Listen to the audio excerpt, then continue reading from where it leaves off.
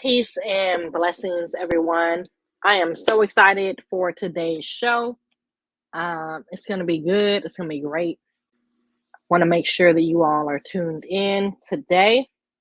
Um, this is our first show. So I got to drink some water real quick. But this is our first show of 2022.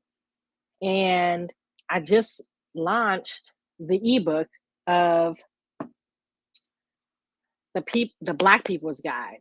So if y'all went to my Instagram, I explained to you today about how the book is called The Black People's Guide to Buying Property in Portland. But again, this is a people's guide for anybody, and it's a guide to buy property anywhere. So again, I share my own experience, my own story, because I'm in Portland, born and raised in Portland, and I explain my story of buying property in Portland. But more importantly, I think the book itself, it's a guide, but it's also about a mindset shift. Because as I will share today, and I've shared over and over again, that me buying a piece of property in Portland was all about a mindset shift.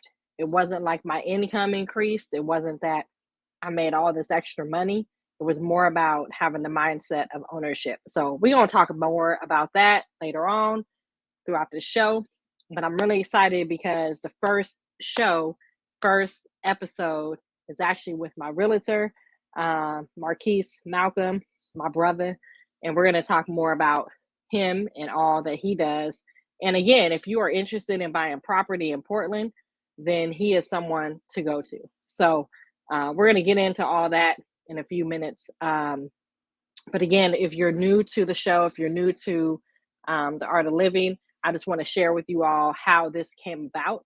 So I would say about 2-3 years ago, when COVID just got started, I wrote my first ebook, which was called The Art of Living. And The Art of Living was really about helping people understand what I believe are the universal principles of life, right? So we all come from different religions, backgrounds, experiences, fill in the blank. But I believe that knowledge, wisdom, and understanding are key universal principles for us to ascribe to or live by or use that as our guide of measure. So knowledge being information that we receive, the wisdom is the application pieces of it. And then once we apply the wisdom, then we gain information or understanding of how we can move forward. So that was my first book.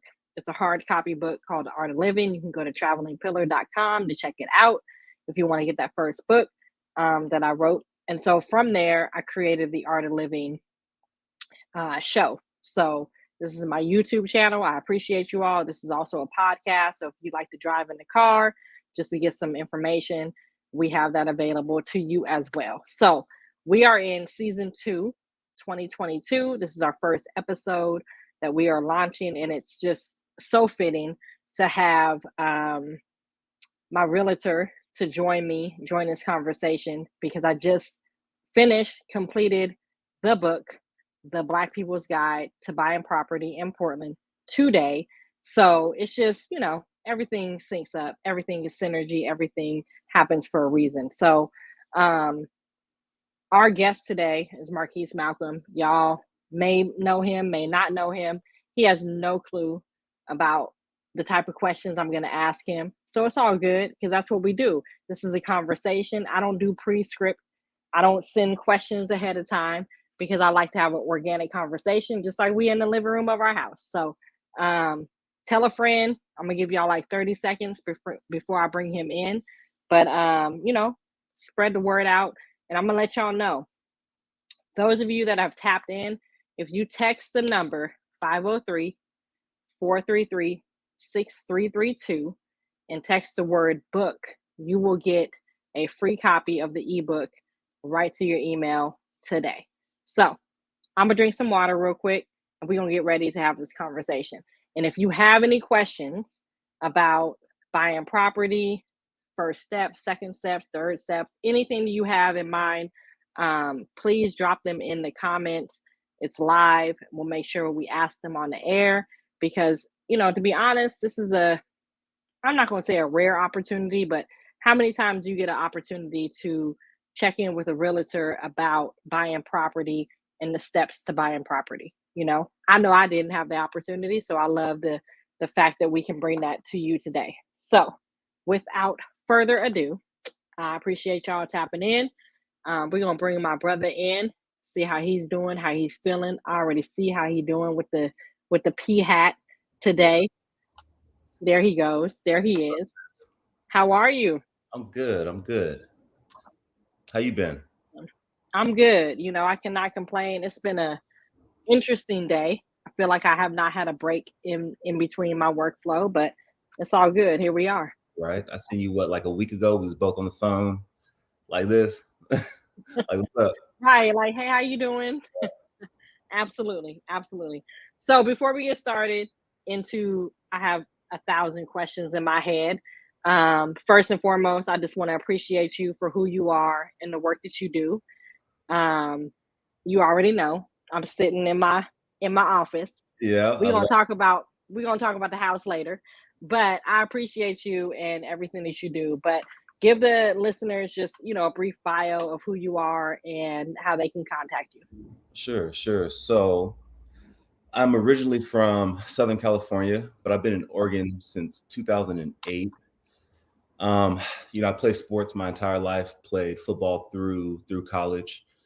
I went to Southern Oregon University, graduated from there with a sociology degree. Started working on campus right after that. Then got my master's in business management. Then, I've done a myriad of jobs. I've done nonprofit, corporate, um, a bunch of different jobs, higher education as well.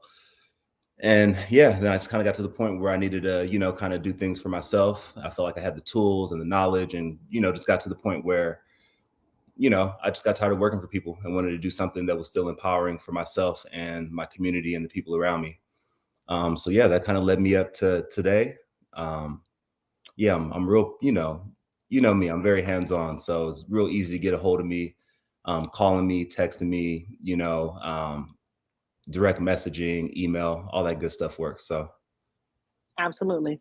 yeah. So let's talk about, because I'm gonna jump into like Portland and real estate in a minute, but just more importantly, as a black man, um, what made you choose the profession of real estate, or just kind of share with people like your path into going into real estate? I mean, it's a powerful tool. I think once kind of similar to what you were talking about, right? Just kind of that shift in mindset. And once you kind of understand that, like, real estate is a powerful tool, one on the realtor side, it can definitely be lucrative if you do it the right way and you're helping people. But then also the people that you help, there's a lot of benefit in home ownership. So for me, it put all the pieces together for me. I'm able to help people on a large scale. Like, it's one of the biggest things that happen in people's life, home ownership, being able to buy a property. It's right up there with having a kid, getting married, and like, what's next, right? So being a part of a big event in people's life, is huge. Like, even you, Amani, right? Like, we had an incredible time getting you into the place and seeing all the potential. And you now, I mean, not even a year later, reaping the benefits of being a homeowner. So Absolutely. I love it. It's a grind. It's incredibly difficult. If you could see me past the shade, you'll see the dark circles and, it's long hours, but I love it. It allows me to connect with people, use my personality, people skills, empower people, still able to teach. So it hits all the boxes for me. So high school, college, I mean, did you have property management in your mind? Did you have real estate in your mind? Like, how, yeah, how did that come about? I wish that it was something that I did early, along with the other things I was doing. But no, I didn't. And that's also the thing, there's many things that we just aren't exposed to sometimes. And we get later in age and we realize, like, oh man, I wish I would have done this sooner, whether it's for me getting into real estate, right? Or even like things like stocks, like they don't teach us that stuff. And getting like later in life and real, I'm like, man, I should have been doing this in high school, like, Right.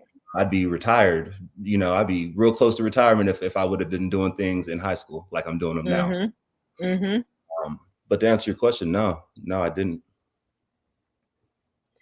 So again, like just real estate in and of itself, because I think for me, and I'll talk a little bit later on about, and I share this in my book, like the journey of the idea of owning property was such a foreign concept because it's not a normalized conversation, right? So like we don't talk about like, oh, here's the steps to buy real estate. Like that's just not, particularly in the Black, Brown, and Indigenous communities. But aside from that, I guess, can you share like when did it click for you where you were like, ooh, yep, real estate is what I need to move into? And like what were the one or two key factors that made you say this is where I need to go? The biggest one was definitely when I bought my first house myself, as a first time home buyer, and kind of going through the process and then just understanding it, right? And then just understanding how the commission worked and just all the things. I'm like, I could do that, and it wasn't until really I was kind of pressed up against the wall, and I made a decision like, what am I going to do career wise? Am I going to stay kind of doing the similar thing of what I'm doing right now, like a lot of people during the pandemic, right? Trying to figure out what you're going to do, right? So those two things for sure, just kind of getting at that point in my career where I needed to make a decisive decision on what I wanted to do. And then also, buying my first house myself, I'm like, wait a minute, like I can do that. Right. So yeah. So let's talk about Portland. Let's talk about the climate of Portland. So, I've shared a little bit in my book, and for those of you that don't know, that I just released my book, my ebook of Black People's Guide of Buying Property in Portland. And it's probably not what you think. So you may have just to, you have to tap in to see what I'm talking about. But Portland is one of those cities that gets, promoted as progressive, gets promoted as the place to move. HGTV has done a lot of features on Portland. New York, California folks move here.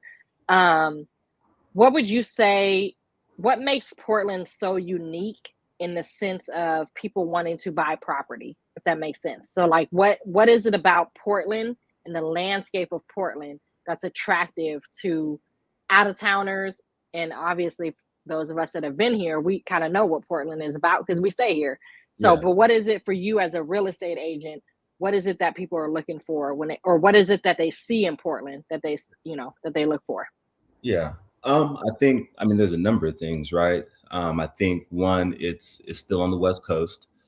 If you look at the major cities that are on the West Coast, so like Seattle, San Francisco, LA, places like that, San Diego, like all the way up the West Coast, like all those places are still much more expensive than Portland.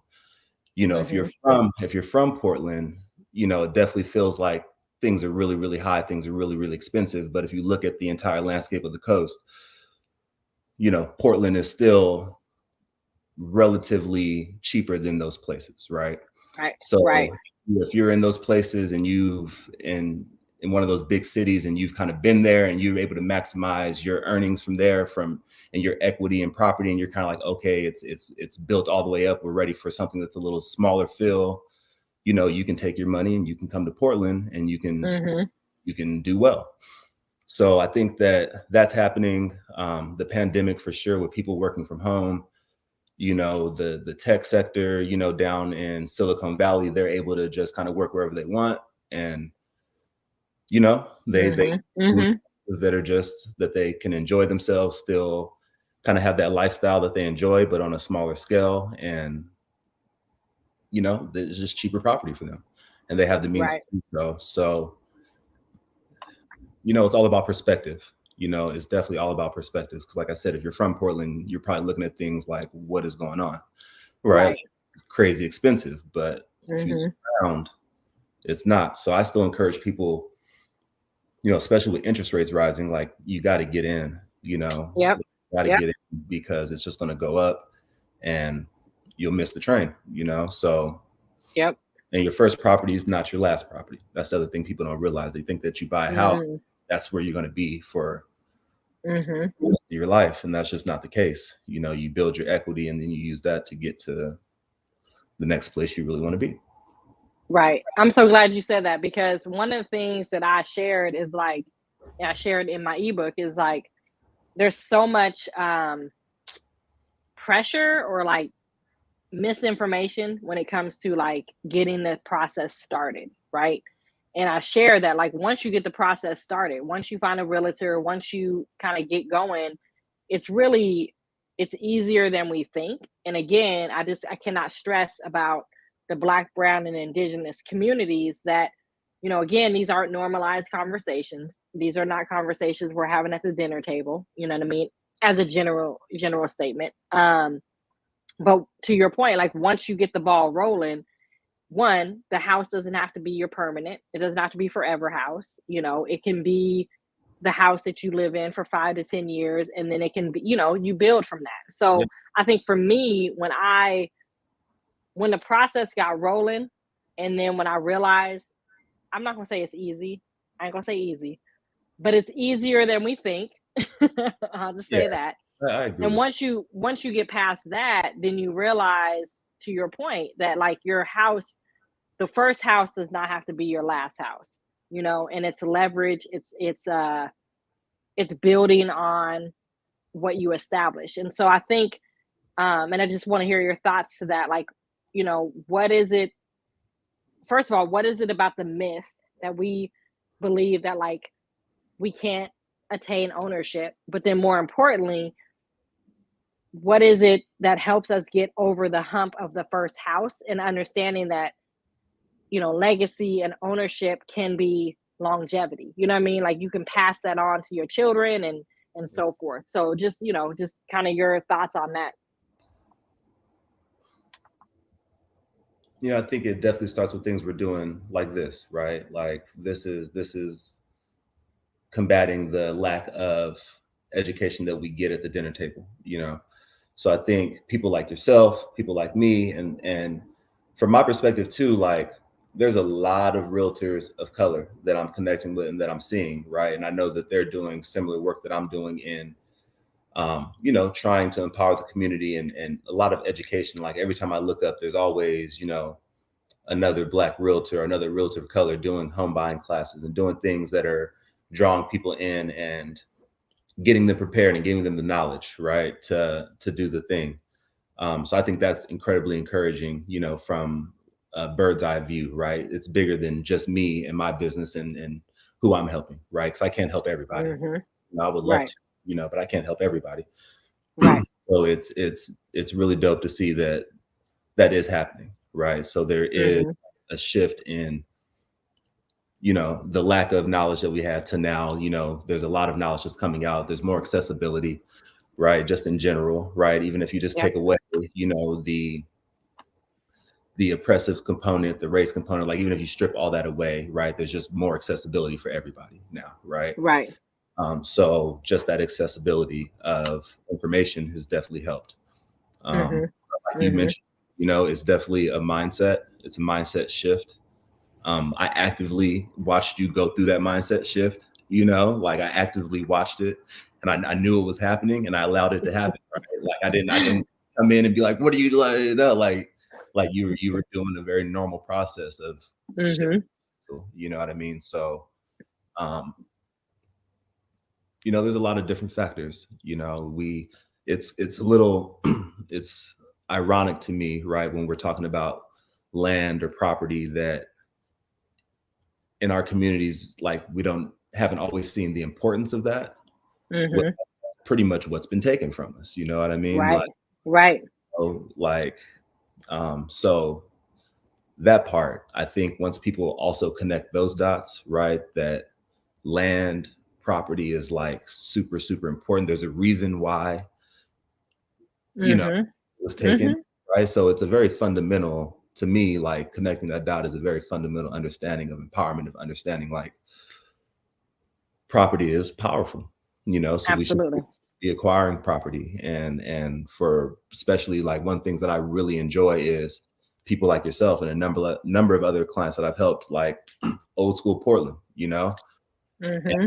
in the play. I'm just like, man, like you now own a part of the city, like that is such a It's dope thing. huge. Like, It's huge. like, it's huge. And I think once people realize that, it's real for them. Like, oh, it's like, dang, like that's really, yeah, you now own a part of this, Mm-hmm. and Mm-hmm. we can go through Absolutely. the history of Portland and all that stuff around housing. But the reality is you own a piece of Portland. Right. That's how you It's take so it back. it's so interesting. I mean, not interesting because I believe everything happens for a reason. So I just watched Priced Out for the first time. I don't know if you've caught that documentary, but I missed like the 10 minutes. But I watched the majority of Priced Out, and that's really around the gentrification around Alberta, Williams, Mississippi, and just Albina neighborhood, right? And watching that, I mean, yes, I dropped tears. My heart broke because I grew up on 20th in Alberta. I was a teenager, and I remember watching the first like coffee shop come in on Alberta. And then it was coffee shop, it was the pet store, the groomers that came in, and then so forth, right? And even though watching that, it made me a little bit angry, like the redlining, PDC, and the history of PDC and all their corruption. Um, but the fact that, and I'm just saying this for my own personal piece, the fact that my address, even though I'm like way out there in the numbers, I'm past 42nd because I grew up where you didn't go past 42nd. Like anything past 42nd, you was in a whole nother territory. Right. But I am past that, but I still have a Northeast address. And like, Hey, you tucked in a nice neighborhood though. for sure, for sure. But just like a person that's grown up in Portland, to be like Northeast matters. Like the fact that I have Northeast on my address, like has some sentimental piece, but it speaks to your point about the value of being able to say you have a piece of land. You know what I mean? So no, it's not 9th in Alberta. It's not 15th in Alberta, but you know what I mean? It's a piece of Portland. And I think I have seen so many of my peer groups move out of Portland, right, over the years because they didn't like the neighborhood. They didn't like the changes. They didn't like, all the things, fill in the blanks. But for me personally, to be able to have grown up in this city and to say that I am working to fully own a piece of property, right? It means a lot, you know what I mean? And it's very significant. And I think, I don't know how many, I don't know if people are really looking at the value of non-white folks that own property in Portland, right? Like I said, you see on HGTV, you see a lot of people promoting like, oh, Portland's a place to live, but they don't always highlight Black, brown, and indigenous people when it comes to that. And so I think that's kind of an unspoken story that, to your point, there's a lot of people, a lot of your clients that have been able to obtain property, that have been able to get a piece of their land, right, so to speak, in Portland.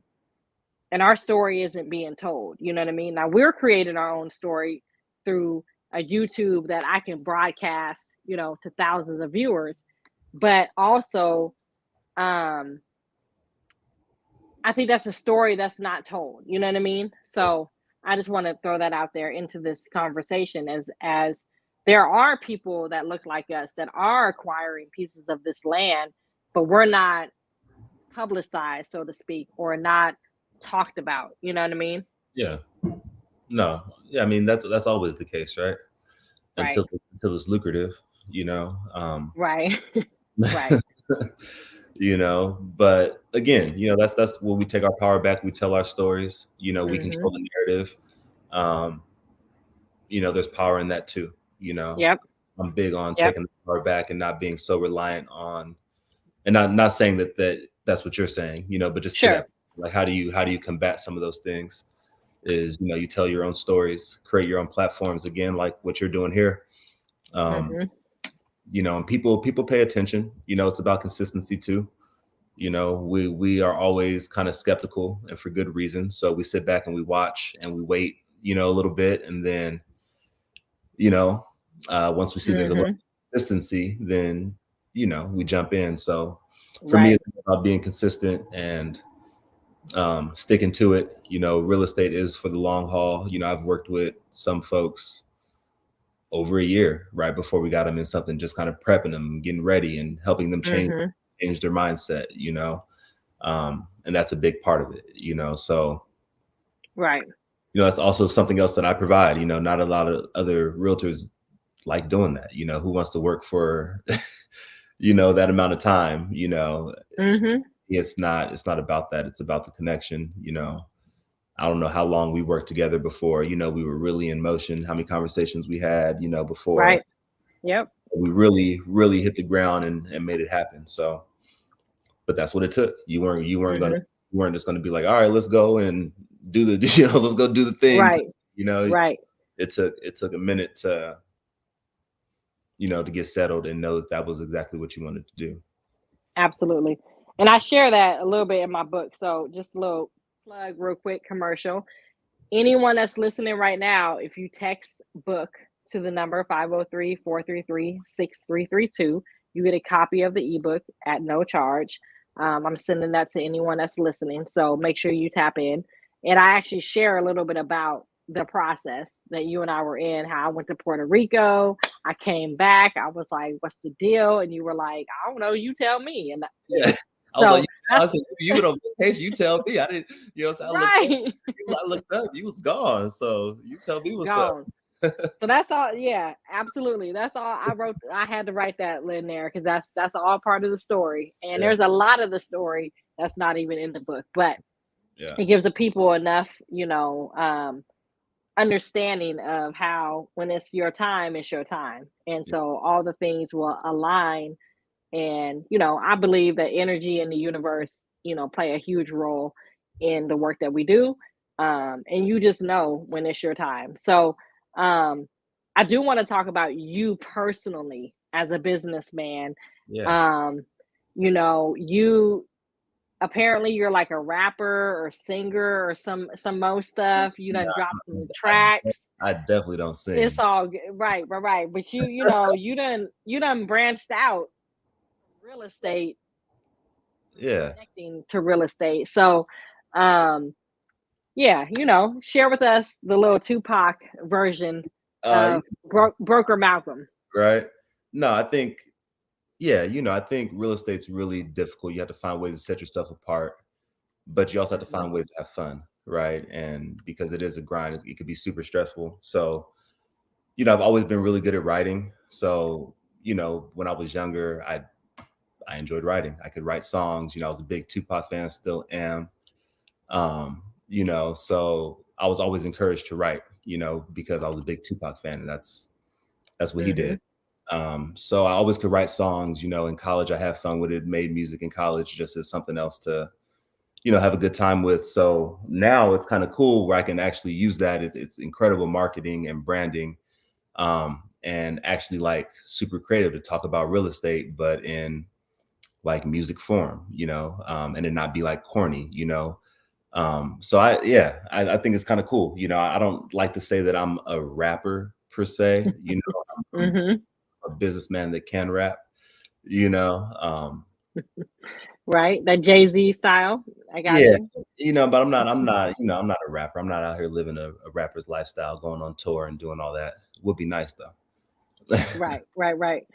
I mean, I just had to call it out because I remember when the first time I heard the video or first song, I was like, "So what you doing?" And you was like, "Yeah, I can do this." This is what I do, and I think it's dope. Like the fact that I mean, to your point, marketing, advertisement, but more importantly, like just the human side of us, right? Like, yes, you're a real estate agent, but also you also have other interests, right? And to be able to marry the hobby or the interest or the writing skill set that you have and make it make sense to your profession, like that's dope in and of itself. Yeah. You know what I mean? And so um I'm cracking jokes right now, but the reality of the creativity and like to me the genius behind what you already find natural, right, in writing, what you already find natural into real estate and how you marry the two, like I think that's dope. I don't know anyone else. I honestly don't know too many people that have done that type of stuff, you know what Yeah. I mean? And let me just say for the record, you have a few bars. It's You know, not dirty, you know what I mean? You're not the popcorn rapper, you yeah, know no, what I mean? You're no, yeah, you're actually like I could listen to it in my car more than once. And yeah. so, that's that speaks And to your talent. and I appreciate that because Yeah. that's the chord I want to hit. You know, I don't want it to be like a gimmick, but at the same time, I Mhm. want it to be fun. You know, like Right. most Right. things. But you know, if you go on to any streaming service, type in Broker Malcolm, you'll be pleasantly surprised, right? I'm just gonna plug Mhm. that real quick. But yeah, I don't want it to be corny, and I want it to be effective and powerful and get the message across. Like Mhm. everything that I'm making is motivational, you know, around real estate and trying to get people encouraged, right? And understanding that there is a human side to it. It can be Right. fun, Right. but also getting the knowledge through music. Like that's another way that just we as a people, like we connect and we understand, Mhm. you know. Mhm. So I appreciate you recognizing that, you know, the all the things that all the boxes I'm trying to check in making music that's real estate driven. Right. And it's a lot of fun. I'm not gonna lie, I enjoy it. I'm able to bring my daughter into the studio and have her, Mhm. you know, contribute to the things I'm doing, and that in and of itself is amazing. You know, watching her, Right.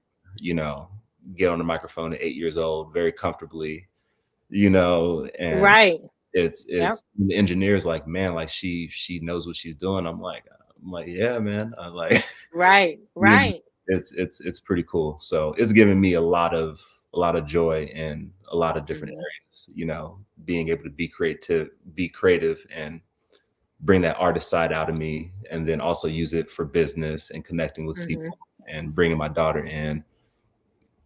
Yeah, I love it. Yeah. I love it. Absolutely. Yeah, it's pretty dope. I just have to say that. But I mean, like I said, it speaks Stay tuned. to Stay tuned. I got like, you know, I've been working. I got like, you know, I got some stuff, you know. So yeah. yeah, I can imagine. I can imagine. In terms of so again, this is for anybody that may be interested in real estate, So again, um, you're a real estate agent, but you work well, correct me if I'm wrong, but you work for a property management group. Is that No, how that works? Or yeah, so it's, explain kind yeah. of the So it's I have to obviously have a license, right? So I have a national license, I have a state license. And Mhm. in that you have to basically hang your license somewhere, right? If you're not, Okay. you know, running your own full agency, right? Like you Mhm. hang it somewhere. So for me, yeah, I hang it at Property Group Northwest. It's a Got it. phenomenal group of ladies in there. You know, I felt really good from day one going in there. They've been super supportive of everything that I do. I Mhm. have a lot of freedom, you know, to I mean, look, I'm making music, I'm doing all these things, and they don't bat an eye. They, you know, Right. they're super encouraging behind it. Right. So yeah, so Mhm. it's great. You know, it definitely allows me to operate the way that I need to. You know, some of the bigger agencies, you know, it's just different, right? Different strokes for different Right. folks. You know, like Right. bigger agencies just provide different things, right? That for me, I don't necessarily feel like I need, right? Um, Mhm. where the smaller agency does, right? The smaller agency have a lot more freedom to be able Right. to move and do my thing and then get the support as I need it, you know. Um, Mhm. I don't need a whole lot of like extra training and this and that, you know. Like I mentioned earlier, I got a master's in business management, so I'm not, you know, keen on somebody talking at me for 3 hours, you know, like and all these different trainings. But for some people, that is actually really, really good. If I was 18 in high school, like coming out Right. wanted to, then yeah, I probably would go to a bigger agency because I'm gonna get a lot of information. I'm gonna get a lot of that stuff, right? They're gonna take more of your commission, but they're also giving you a lot, So for me, it makes sense being at a smaller agency, being somewhere where I vibe really well with the people that are there and I get the level of support that I need. You've been through the process. You remember, once we get going, like, my team steps in, my transaction coordinator, she's wonderful. She does all the things that I'm like horrible at, yeah, so Yep. I love it, man. She keeps everything together and that's what I need, I'm kind of big picture, artist type, so all those little details of keeping everything organized, like, so I get tremendous support. Right. That's where I hang my license at. Got it. Okay. And one thing I want to say too to people, like, one thing that I was proud to say is that not only did I buy a house, but I bought black. And what I mean by that is that my realtor, my loan financial officer, inspector, hell, the lady that cleaned my apartment and my house was black. Like, I was very committed to spending my dollars with people that look like me. And in a city like Portland that, depending on who you deal with, they might say it's the whitest city in the state, in the United States, which, whatever, that's up for discussion.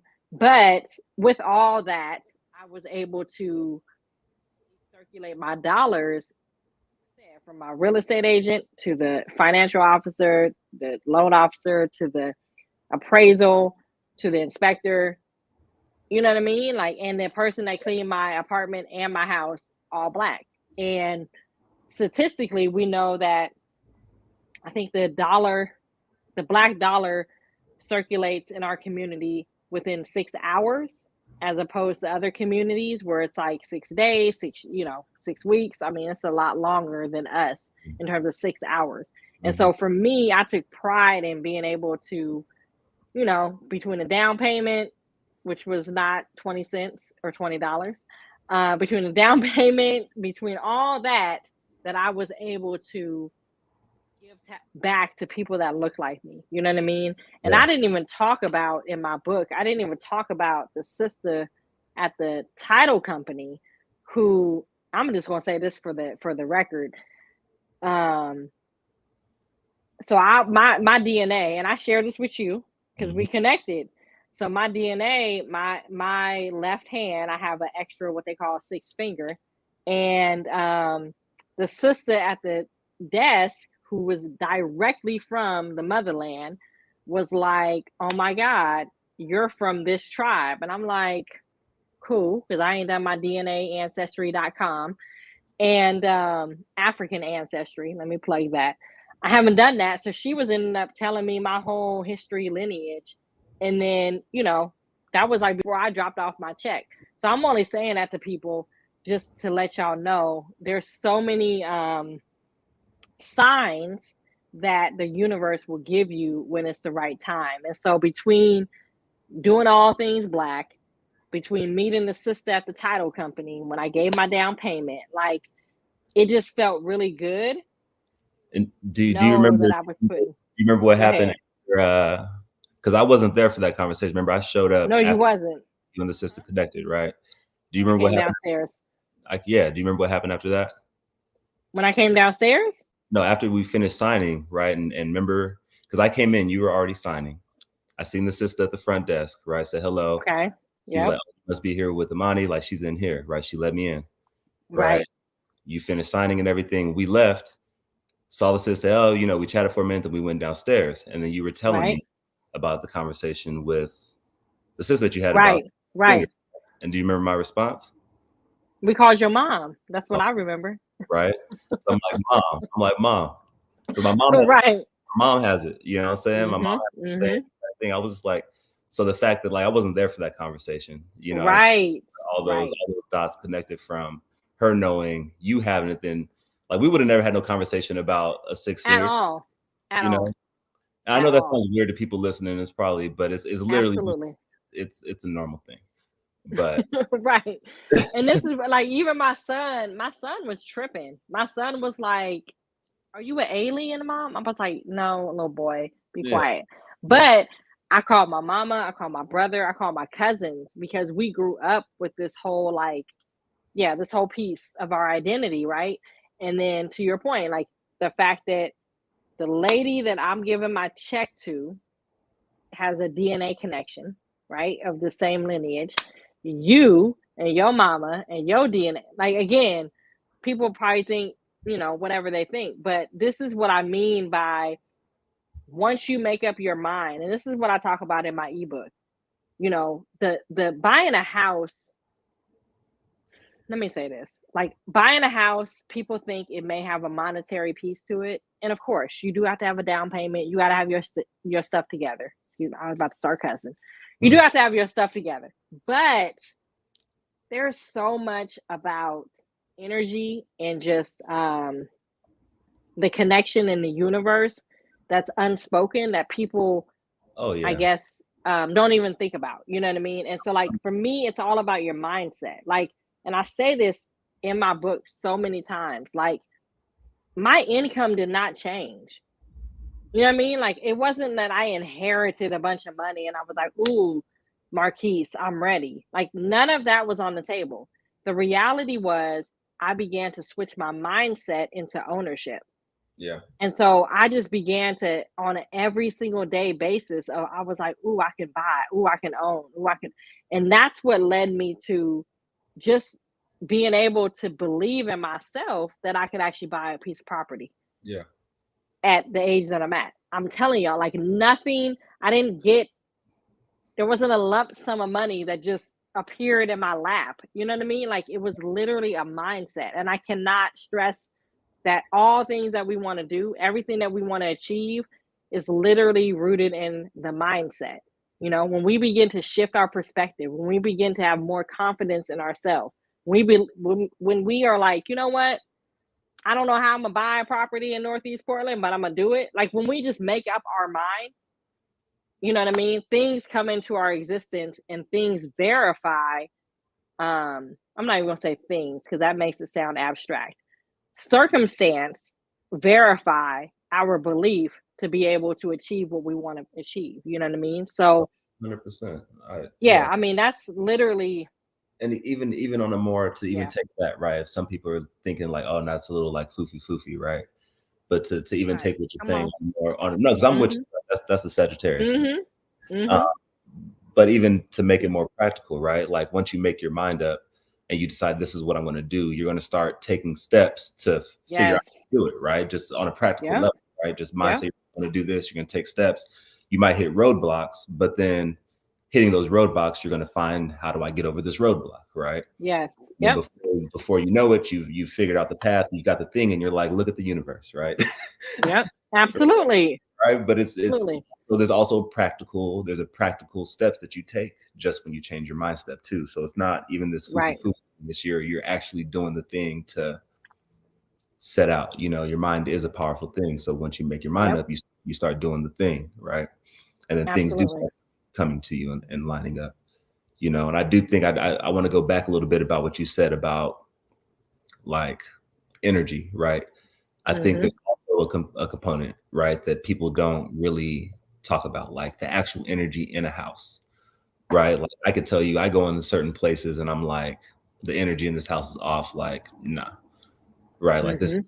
fit, right? I feel the energy feels really good, right? Like the place you're in, right? Like Mhm. I called you and I was like, yo, like we need to go see this place. Like I've already seen it, I've already toured it and you need to come check this place out, Right. and that was Right. the. But there's a lot of energy that are in houses. Like think about it, like you live there, you occupy that space, right? Like you leave a lot of energy there. A lot of Yep. things happen in a home, right? Mhm. Mhm. And that's another thing I think people aren't always mindful of, right? When you move into a space, Right. yeah. So it is a powerful thing. Like it's a very spiritual, powerful thing, real estate as well. Absolutely. And Yeah. you told me that from day one. You were like, when it's meant to be, it's meant to be. I'm like, whatever, Marquis. Like, Yeah. whatever. I feel you, but we talking about a large lump sum Yeah. of payments. But that's what it is. Like, we put the dollar amount and the value to. Okay, I'm gonna come back.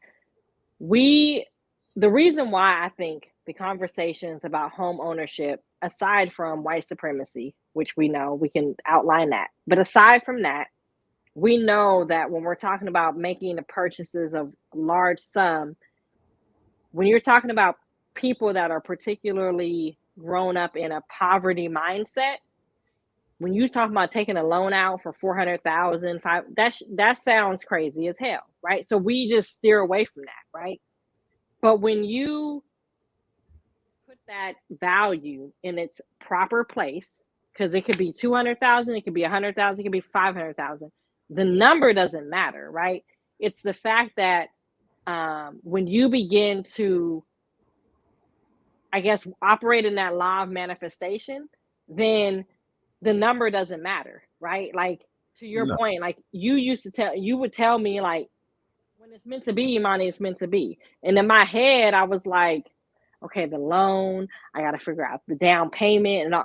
And then when I get caught up in those numbers, it can be overwhelming. It can also be a turnoff, and it can make me, Yeah. like it did. I was like, I'm done. I'm not even Yeah. going to engage in this, right?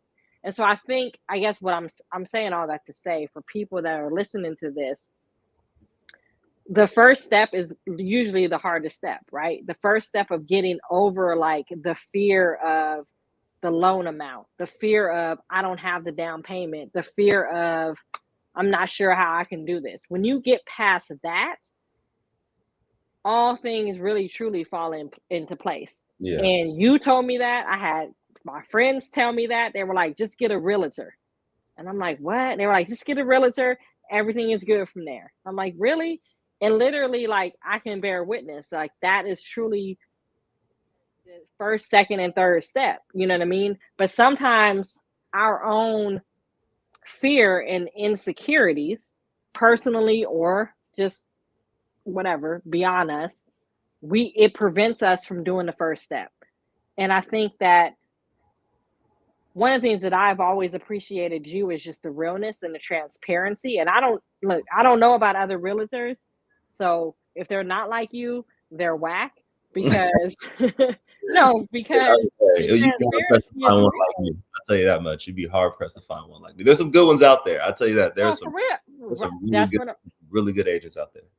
But you But you won't. gotta, like, yeah, like, if you can get past step one, then you good. But step one is the hardest, Yeah, a good I think. realtor is connected. Good realtor, like we are literally like career middlemen. That's what we do. Like, Right. or Right. we're middlemen. That's it. Mhm. Mhm. But it takes a lot to be a middleman because you're holding everything together, and you Yep. have all the resources, right? So Yep. you know, Yep. and you're the main line of communication between like all the things, right? Right. So Right. it's a lot of juggling. But if you have a good realtor, they're going to take care of you, and they have your best interest from Mhm. beginning to end. Right there, your realtor is the only one that is truly there from beginning end, and if you have a good one, even afterwards, right? Like after Yes. closing, the realtor is making sure that look like this is like you're good, you know. Mhm. Mhm. So yeah, Mhm. getting a realtor is super important. Getting a good one, because a good one's going to be able to line you up with the really good art and give you options of mortgage companies, loan officers, where you can do your due diligence and figure out what's the best financial situation for you. Um, Right.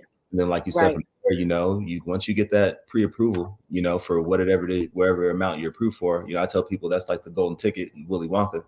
Once we go, we can go, Right. we can go find you something today. Yep. Yep. um, it's a little harder in this market right now, but that's the Yeah. objective. And I want to go back, and because you made me think of something when you were talking earlier about just shifting the Mhm. mindset around renting and owning and the loan amount and the numbers and all that, right? Like for me, it's very simple, right? Like you're going to have to pay to live anywhere, Anywhere. no matter what. You're going to have to pay. So you can pay high rents the rest of your life if you want, or you can get a mortgage, pay maybe a little bit more, and get that back, tenfold over time. I don't think people understand equity, how that works. Like, sure, you take out a loan on a $400,000 house, right? But all the equity is yours. So if that thing appreciates 6% year over year, it's appreciating on Right. $400,000. It's appreciating, right? So we can do the math, right? That's like what, $8,000 every year. So you look up 5 years, you're up like what, 40,000 just in equity. Yep. Just because you own the house, you have an extra $40,000 in equity on top of whatever you've already put into it and how you've paid it down. Right. Like, people don't understand that. So yeah, you're taking on maybe a little more risk at the front end, but then you get to accrue the equity. Like, the equity is all yours. And the way these houses, the prices have gone up, think about it, right? Like, if you bought a house a few years ago at $300,000 and now you can sell that thing for $500,000, that $200,000 is literally yours. Yep. Absolutely. Of else you've down payment and however else you paid it down, through however many years in payments, right? That's how you take that, you sell or refinance, you take that out, and then you go get the place that you really, really want. Right. I don't think that those steps, we don't see it that deep sometimes. Right. And that's, to be honest with you, really not that deep. That's how you get generational wealth. You know what I'm saying? Like, really actually of real estate, like, that's how people, you look around, you're like, how did they have this big ass house? And is because for about 5 generations, they've been buying property and buying more property. And, like, that's what they've been doing. That's what their family's been doing for forever. They've owned property forever. It's the, in my opinion, like, the safest way to create generational wealth. Right. Like, you can do other things that might, get you. I don't know. I can't think of anything else unless you were like really good at stocks and crypto and certain investment strategies where you're like, you're killing it, but there's super high risk in that. Like, there's crazy high risk in that. The reward could be high, but in real estate, like, the market's not going to crash. Like, when 2007, 2008 was a very specific reason that happened. You know what I mean? Very, very, very specific reasons that happened. And there's so many things that have been put into place to prevent that from happening. Right. You know what I'm saying? So I don't see a crash coming. I don't see another 2008 where you look up and now your property value is like next to nothing. And now they're coming for your house because you were in a adjustable rate that you thought was 1.2%. And now, because the market's crazy, it's 17% or something like that. You can't make that payment. Now they're coming for you. Like, that's not happening. Right. So it's like, as long as you can make your payments, it's going to go up. Like, it's going to go up. And if you're in a city like Portland, like, it's going to continue to go up. And those that get in are going to reap the benefits, like, it's that's just what it's going to be. So with the last, I'm saying last few minutes because I've had you almost an hour, so I also want to respect your time. But what would you say? So you got someone who, wants to buy property, doesn't know where to start, doesn't know where to begin. What are some steps that you suggest that people kind of like start with, like a checklist? Yeah, I mean, obviously you want to connect with a good realtor, right? You want that we are the support for the client. Like I said from the beginning, really finding a really good loan officer, mortgage broker that also can help from early on in the process and getting you squared away, because they're going to be able to look at your credit, look at all the numbers, and tell you, okay, this is where you are right now, or if you want to get here, like, here are the things that you need to do. To be able to get yourself in position, right? As a realtor, I'm not able to do that, right? I don't have access to those things, right? I'm not the finance person. I'm the house, right? So really starting to connect those dots. I think anybody that wants to get into to real estate and wants to buy property, obviously there's a few things that you got to do. Obviously, you want to make sure your credit is good. You're not have a horrible credit score, because you have a horrible credit score, like you're not going to, the bank's not going to give you a loan for Right. loan for $400,000, $500,000. So make Mm-hmm. credit is cleaned up. Your credit's looking good. Obviously, you want to make sure you have steady income coming in, so that way, obviously you can prove that you can pay for a mortgage. Then also like your debt to income, right? Like making sure that you don't have a lot of debt.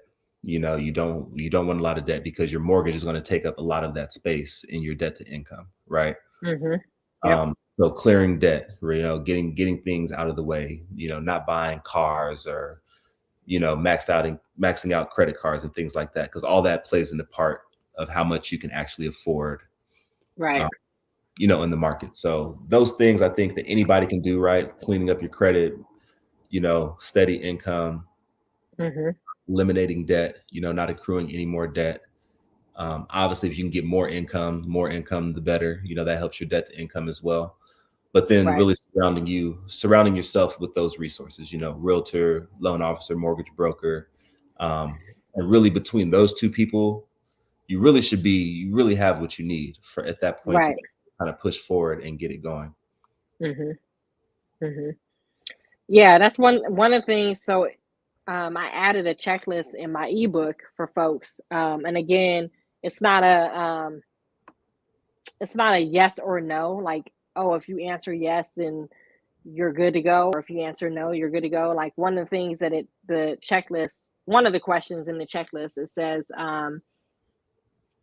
basically they ask the question about debt, like, are you debt free? I don't know too many people that are debt free that have went to college.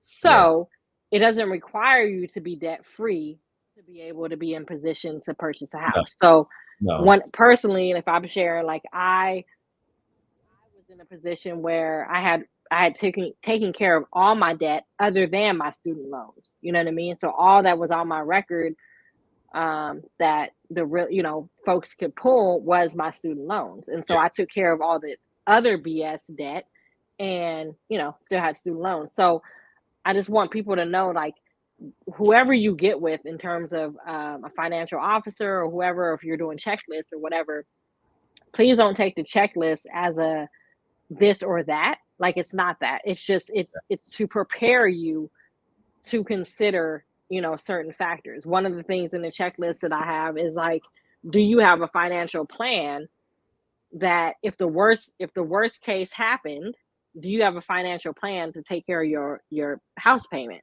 You know what I mean? So Right. it's not that you have to have these things in place, but are you even, again, back to mindset, are you even considering the worst case that could happen? Are you even considering what it looks like to have multiple things of debt? So I think for me, again, I just keep going back to the mindset piece. I think, again, not having these conversations normalized in our family, not being around or having a community and a circle that's around us that we are having these conversations. When we begin to start thinking about ownership, it becomes foreign to us, and so we're like extra scared because we just don't, you know what I mean? Like, we haven't worked the muscle of, like, being able to execute and try these things. And so I just want to just share with the people, like, it's not something to be fearful about. It's something to really, like, lean into. And like I said, I have a lot of money in my student loans, and my student loan debt did not prevent me from Yeah. purchasing a home. Now, Yeah. was my interest rate higher? Possibly. But at the same time, I also entered into a conventional loan that allows me to, what's the word? Not reassess, but yeah, reassess my loan after 6 months, right? So there's a lot of first time home loan, loans. Yep, that's the Yeah. word. Loans that you can get into that either can keep you in a loan for 2, 3 years, 5 years, or even 6 months. And so I think that that's also key too, is Yeah. making sure you find somebody that knows your personal financial situation, that's going to say, like, oh, okay, this is where you're at today. but it makes sense to put you in this type of loan because you're working on your debt. So like currently my the and I'm just sharing this with y'all and it's in my book, but I'm gonna share it now. My first initial loan that we were looking at would have kept me in my loan for 5 years. Sounded great, and I wouldn't have had to pay a down payment, or at least it was a lesser down payment, but I was stuck in that interest rate for 5 years. And so we reevaluated, and I had to pay a higher down payment. But after 6 months, I can renegotiate my finances. So I think that's my financial the interest rate, not finances, the interest rate. So I think it's important again to make sure that you find somebody that is connected to your financial situation, can also find the right loan that you need, and also again make sure that you understand that you don't have to be debt free, you don't have to be, you know, 800 credit score to own property, you know. And I think again back to those what we talked about earlier, like these aren't conversations that we're having on a daily basis. So what happens is we make up myths and we make up BS, for lack of better words, in our mind that keep us and prevent us from ownership, you know? So we're able to, in our mind, I'm okay with renting. Like you said earlier, how much money are you paying per month, per year in rental costs that can be contributed to a mortgage payment that can lead to ownership, Right. you 100%. know? We spend a lot of money on unnecessary things too. Like if it's most people, if they were, let me take that back. 'Cause I can't even say that. That's a kind of a privileged standpoint. But I do think even on a small scale, right? Like there's certain things that we can do without, you know. Mm-hmm. Um, Mm-hmm. there's just certain things we can do without and try to restructure, where our money goes, and how we spend our money, Yep. Yep. I think that's Yep. any. I think that's any and everybody. We live in a capitalist society. Like we spend money. Like that's just what we do. So I think Yep. if there's a will, there's a way. Even if Mm-hmm. it's a little bit longer than other people, um, it's doable. Like you said, you don't need an 800 Yep. credit score. You don't need $100,000 to put down. You can have a little bit of debt. It's a ratio. There's a certain percentage of debt that you can have. Then you're looking at what the payment will be, Yes. and so it's an algorithm. It's a percentage, and different programs allow certain level percent of debt to income, right? So again, Yep. to your point, just having somebody that really can navigate all those things and really find the right program that works for you. And then also to touch base on what you're saying too, like the refinance, right? Like just because you start off in one place with the loan, Yep. you can always refinance and get yourself in a better position. Right. Right. So yeah. Yep. Absolutely. Absolutely. Um, well, we've hit our hour mark, and I appreciate you for Yeah. joining on this Tuesday evening. Yeah. Um, I put on here where y'all can reach out to Marquis. But Marquis, go ahead and give the viewers, just where they can connect you or connect with you. Yeah. Yeah. Um, and go ahead, yeah, and Yeah. drop your Spotify too. Yeah, yeah. I Like, mean, like I said, all streaming services, you just type in Broker Malcolm, you are good to go. Um, but yeah, people can contact me directly. Honestly, even my phone number, 971-420-5250. If you're on Instagram, definitely search, at Broker Malcolm. You can follow me there. Send me direct messages, tap in for sure. I see my emails also floating at the bottom of the screen. You shoot me an email. So yeah, I'm pretty open and accessible. So, any way is cool. absolutely. Well, I appreciate you. You're my brother I appreciate from you. another mother, And and I will say this, big kudos to you on getting this book up and going. Big kudos to you on just owning your property. I've told you this before, but I want to say it publicly for people to see it. You are definitely the type of person that I love working with. You're from the town, you're from the city. For being somebody that's not born and raised out here, like I'm always honored, what I'm saying, to be a part of mhm, that process because I do know the history. So big kudos to you, getting over that hump and working your way back from, the history that's been had. You're yes, by owning a piece of property, like you actively are taking things back, so I'm seeing other people do it. It's super encouraging. Mhm. Like you are building legacy for your son, and I think that that's also the biggest thing, right? Like as we talked earlier, that generational wealth, it's about what we leave even when we're not here, right? So in 5 Right. generations, like you buying this property is going to multiply, like your great grandkids, you know what I'm saying, are going to be much better off because of what you did Right. in 2021, you know what I'm saying? Right. Like, and that's Yep. phenomenal, so again, like it's amazing. Congratulations on it, Yes. and I'm ready to see what the next one's looking like, so Oh yeah, I'm already gearing up. yeah. One thing I want to say too, and I don't know if I shared this with you, but my son, when we moved in, he was like, "Mom, how long can we stay in the house?" And I said, "As long as you want." I said, Until you sell it." And he Yeah. was like, "What?" I'm like, "This is yours, bro." Like, but that speaks to, it was like a bittersweet, right? It speaks to the apartment living, Yeah. right? How long? And then it speaks to, it's yours, right? So to that point of generational wealth, um, and that, I mean, that shit felt good. I'm just Yeah. gonna say that felt good to tell him it's on you, bro. Like my job is to pay it off. Yeah. Yeah. It's on Your you. job is to keep it as long as you want to keep it, son. Yeah. And that's something that, and I said to myself, if I don't do nothing else, you know, I've done 1 degree higher than my parents. And I love my parents. My parents did the best they could. You know what I mean? They still living, they still telling me what I need to do with life. Right. But that's one step, that's 1 degree higher than my parents did, and that's what we want to do. We want to be able to just go 1 degree or two or three or four, Yeah. beyond what our parents did. And so And to mind, that point, let's yeah, go be ahead, go ahead. let's be real, right? Let's be real for a second, right? For better or worse, you did it by yourself. You feel me? Man, come Like on, for better for worse, come right? on. Like Yes, you did sir. it yourself. And I'm gonna be honest with you, I don't have very many clients that are, by themselves that make it happen. Like it's always Yep, more than not, it's usually two people. yep, Married or yeah. not, what I'm saying? Like whatever. It's usually two people. It takes two people. So to see you be able to do it by yourself too, you know what I'm saying? Like that is just phenomenal. I honestly think you are the only person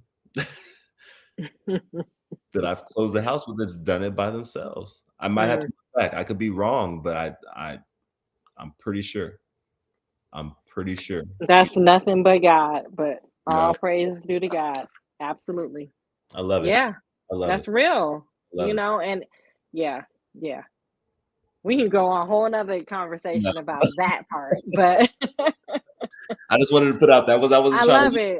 I wasn't. No, it's good. I appreciate that because Important. sometimes, honestly, sometimes I forget, not even forget. Sometimes I don't recognize the It's work. normal. It's normal. You. Yep, It's normal. yep, You're doing what you're supposed to do. So when you're doing what you're supposed exactly. to do, like you don't think about what else it's supposed to be. You know what I'm saying, or what else should be or shouldn't Right, be.